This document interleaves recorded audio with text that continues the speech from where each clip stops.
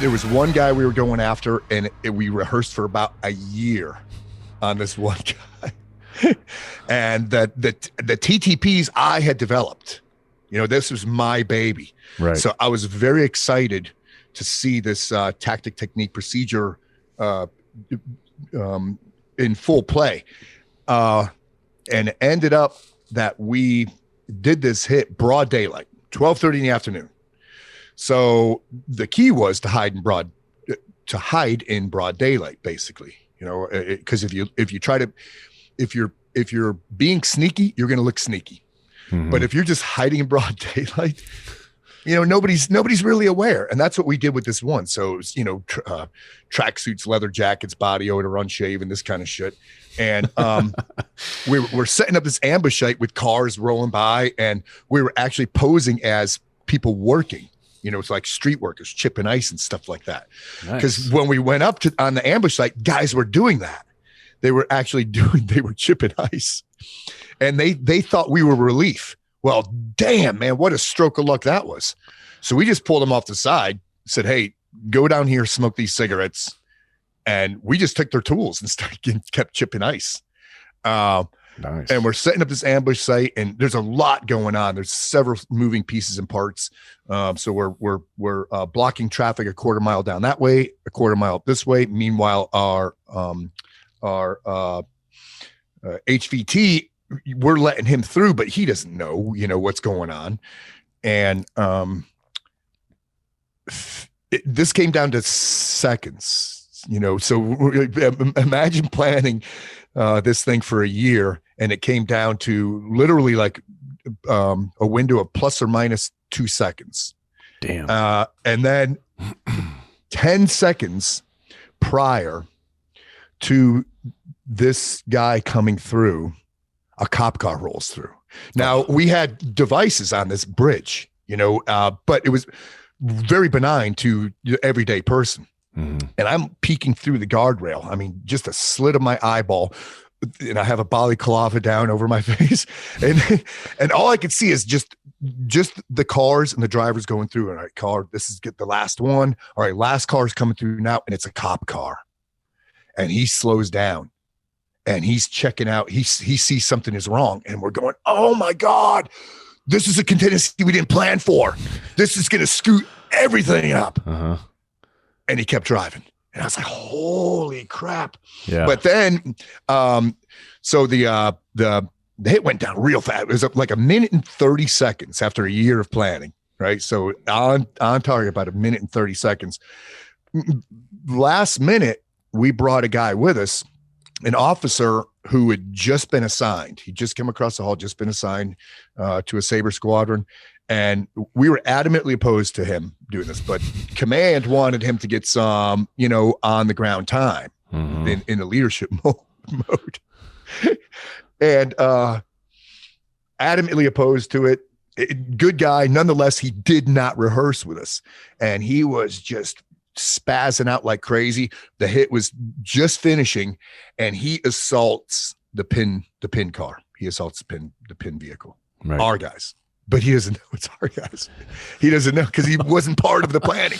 And he's smashing the window and AR in the face.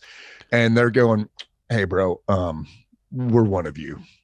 So yeah, I've listened to your show, and I think actually your audience would really appreciate learning just a tiny bit about what it was like being a SEAL.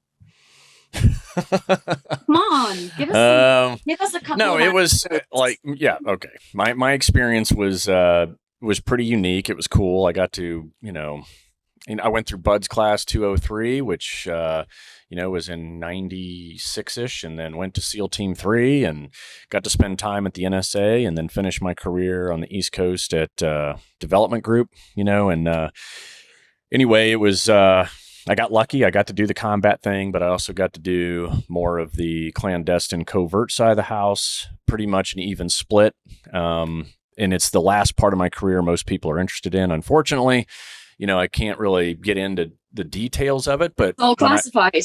What's funny is when I built the right kind of crazy, and I too used a little bit of the American Psycho kind of stuff to build the right kind of crazy, because I feel like that's what you need in order to, kind of go into special operations anyway.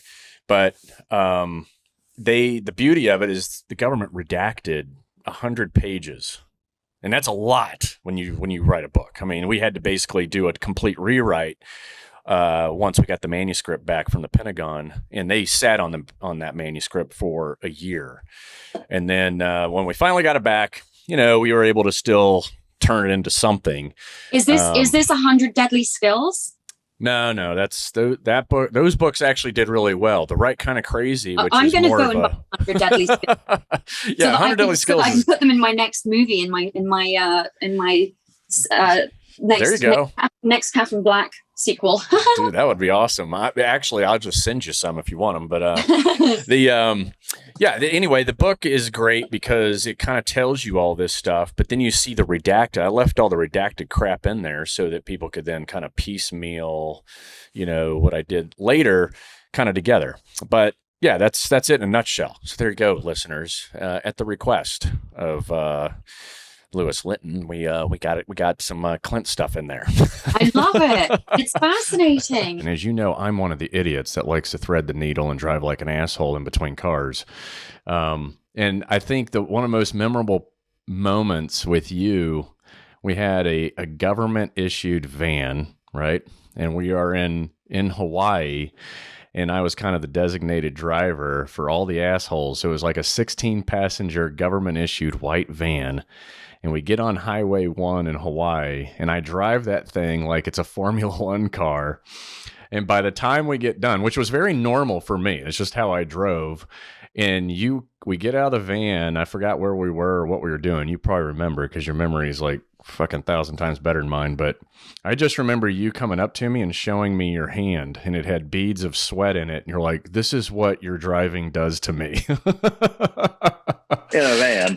In a van, yeah. Did you say A-Team? A-Team, yeah. Oh, yeah. They had to build something. Every episode, they had to build something at the end. Yeah. It's kind of like a little bit of MacGyver. But it was fantastic, yeah. Yeah. Let's do a little tribute here. One of my alarm features is definitely something. Crack man doing it. Prison by military court for a crime that didn't commit. I can do the whole thing from memory. Yeah. Today, still wanted by the government, they survive as soldiers of fortune. If you have a problem, if no one else can help, and if you can find them, maybe you can hire the A-Team. Still gives me goosebumps. I tell you, I have the utmost respect for our military, all branches, and all the decisions that they have to make out in the field to save their own lives, their platoon, their comrades, and everybody that's with them, and also the decisions to protect our freedoms. It's huge, man. And I'm lucky. I get a roll cage and a helmet, and I get to go 200 miles an hour, and it doesn't hold a candle to what our military do. So thank you. No, thank you, man. Thanks for your goodwill and supporting the troops the way you do. I know it's all appreciated. I was one of those guys that kind of brushed it off like, yeah, all right, support us, great. Support us, don't, because the job was really, at the forefront, and I had front sight focus at the time. But now that I've been out, guys like you making it happen for all the veterans, I think it makes a world of difference. So keep up the good deeds. And we sure appreciate you coming on the show, sharing your racing knowledge, your fiery, crazy situations, and of course, going through this scenario with us. We do appreciate it, and thank you. You're listening to Can You Survive This podcast? Thanks for tuning in. Please make sure to subscribe, rate, and share on the iHeartRadio app, Apple Podcasts, or wherever you get your favorite shows.